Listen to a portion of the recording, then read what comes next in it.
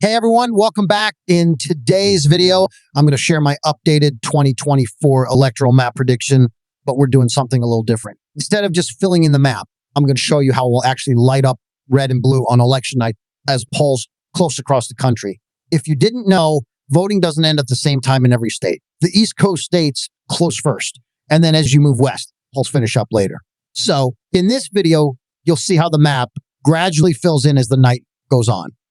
But before we get into the details, hit the subscribe button like this video and leave your thoughts in the comments. Thank you for your support.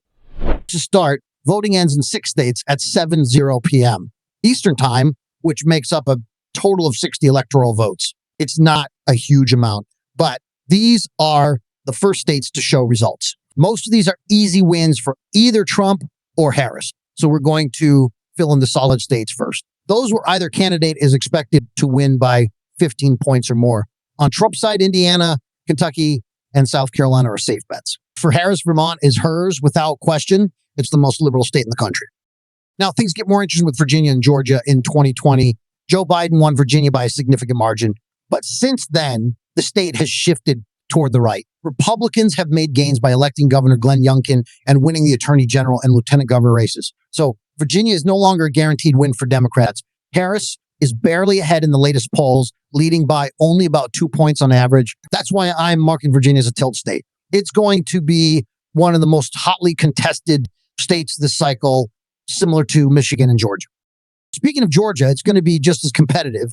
Biden narrowly won Georgia in 2020 by less than 0.25%.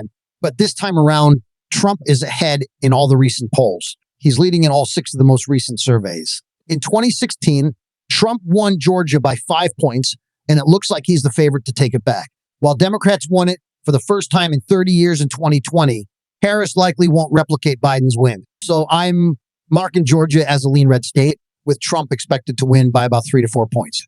So early in the night, Trump will take the lead with 44 electoral votes to Harris's 16.